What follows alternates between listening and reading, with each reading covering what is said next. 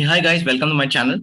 So in today's video, we'll be exploring some more functionalities in pandas where we can slice our information based on the index, default indexes, as well as the index names. So let's try to see how many different ways are there where you can slice out information from pandas data frames. So let's first import the libraries. Let's read the same data. This is my data frame, df.shape. 654 observations, 5 columns. df.info will give me how many non-null observations are there and what are the types of the data which is present inside this column. df.dtypes also we can do. Then df.isNull.sum will give you number of missing values in each of these columns. Now let's try to see how we can extract information out. Suppose I want to extract, say, last 2 observations from last 2 columns. How will I do that?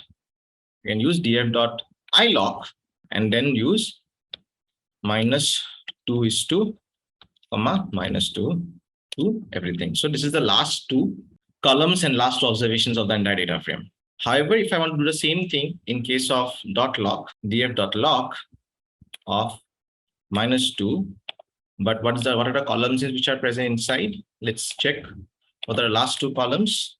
df.columns. Smoke and FEV is already there. So once I have the column names, I'll know I'll say log of -2, 2, and the last 2 column names are this. So whenever we use log instead of ilog, I have to give the exact index which is present inside the data frame, not the default index. So here, this is default index. Although the column names is smoke and FEV, I know that -2 stands for smoke and -1 stands for FEV. Right, but these are default indexes. But here we have put here the exact index, which is the column name. But when I do -2:2 everything, it doesn't give me the same data frame, right? Which means that this is not actually working. Why? Because -2 is actually not the index which is present here. What are the last 2 indexes? 652 and 653. 652, 653. This is how I have to do it. Can I put 652 like this? Let's see if this works. This also works. Right. Either I do this or I do specify exactly what indexes I want, which means that I can not only extract, a range of information, I can extract, from different samples of the data frame, right? I can put a 653 and I can put a 123, 56, everything. Any index I can extract it out using the .log information, or ilog also will work in the same way. Okay, but ilog works on default indexes. .log will only work on the index which is present inside the data frame.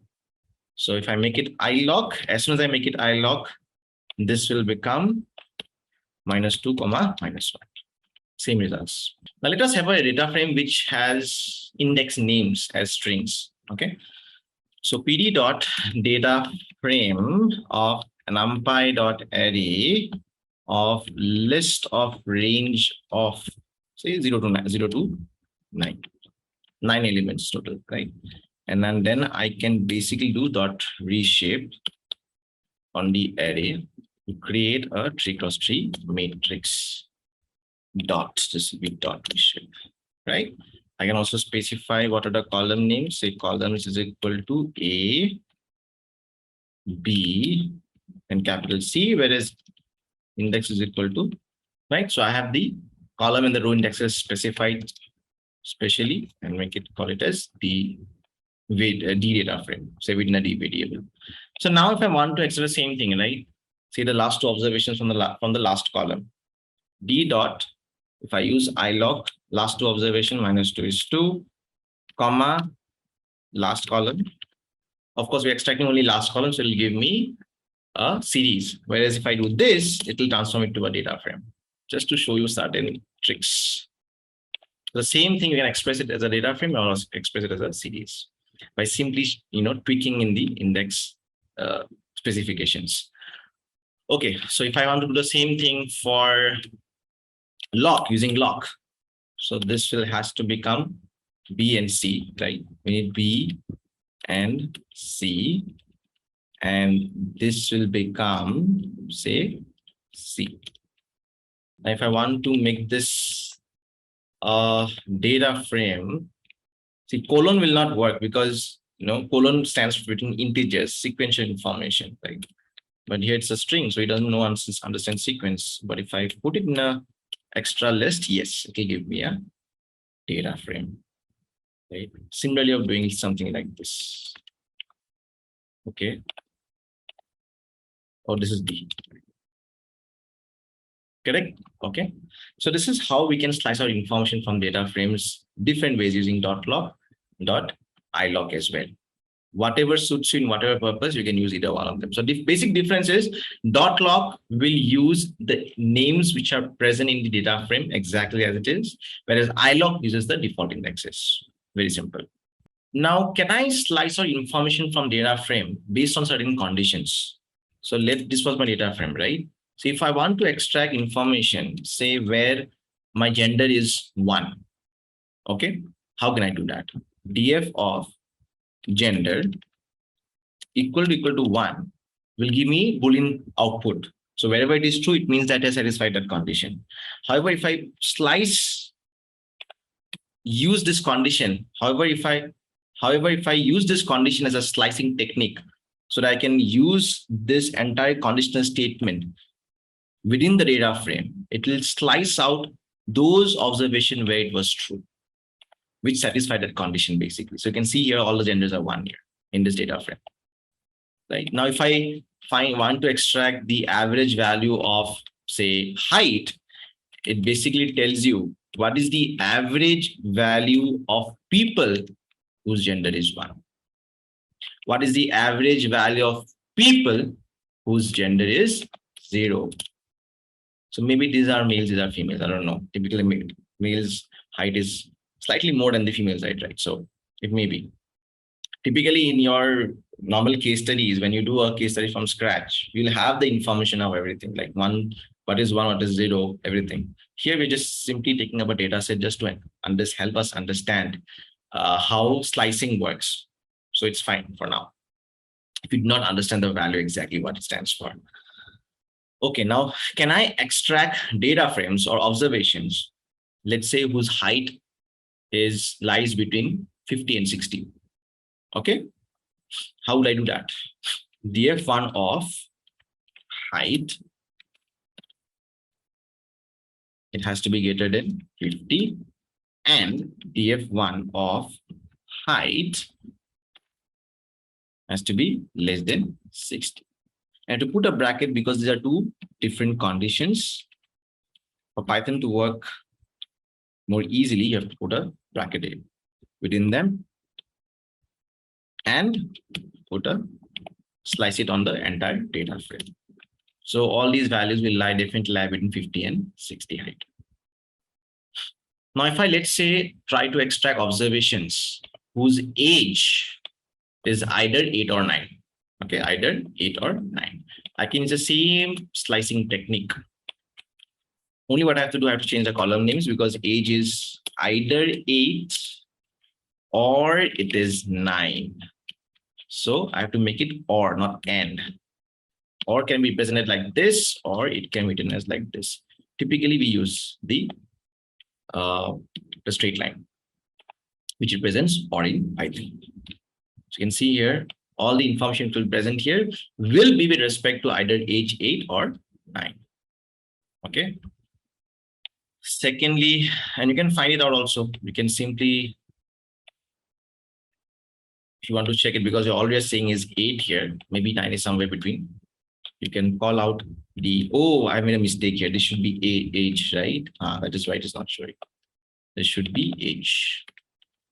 And now it is showing, let's see. It is showing 8 and 9. Yeah, that's correct. You can check it also. Age dot unique 8 and 9. However, I can make this condition look even more easier, right? If I use some other functionality, okay? I can make this look more easy. So let's not try to look at one more way of dealing with such OR conditions. Okay.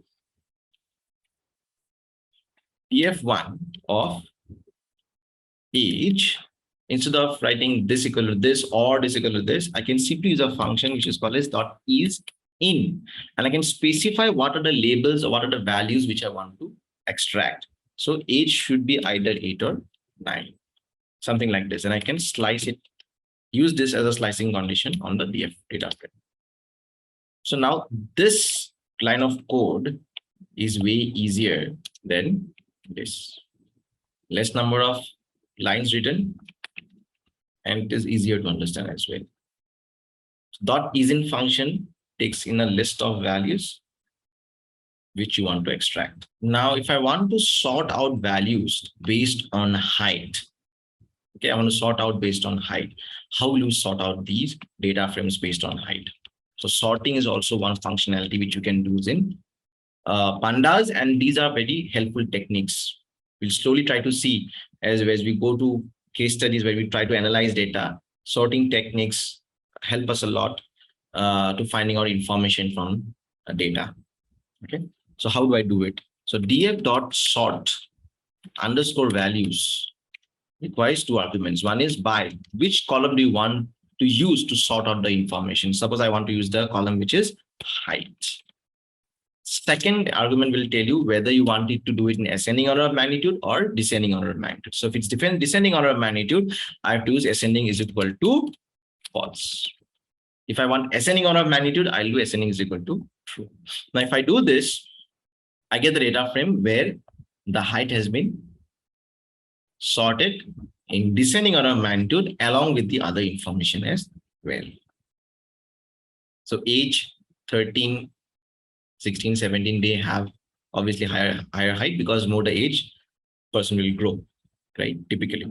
So, and these heights typically belong to a gender 1, which means that probably these are males because they have higher height. So the assumption which we had before that 1 is probably males may be correct, right? Now you can see as soon as I sorted it out, what happened here? We saw that the indexes got all jumbled up, right? Of course, because it will sort the indexes also. So 516 is in the top now because it has the highest height, which is 74. Then age, right? So if I want to reset this index and again make it start from 0, I can do reset underscore index. As soon as I do this, what happens here? It again starts building from 0, but the earlier index which I had gets accumulated as a column name, and this index something which I do not want.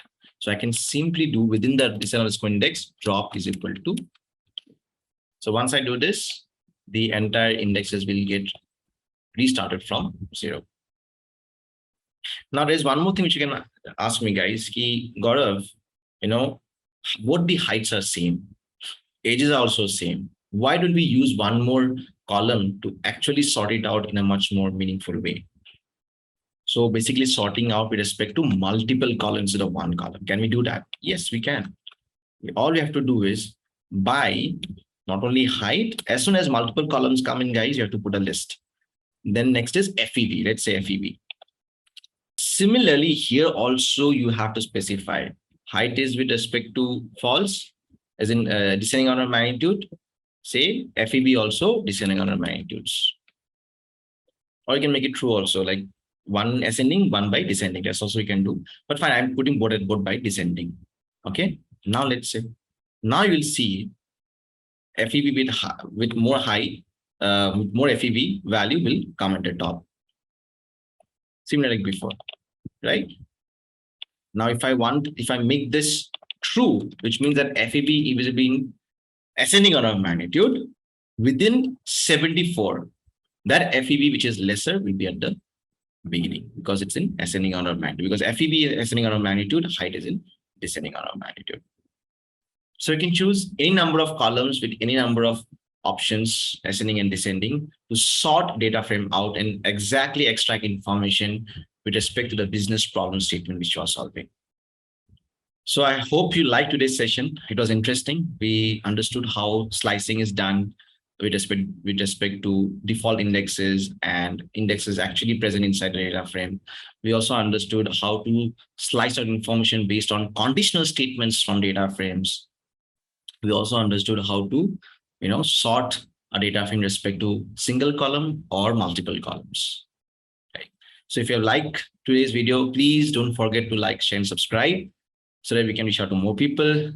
I hope you enjoyed today's session. See you in the next one.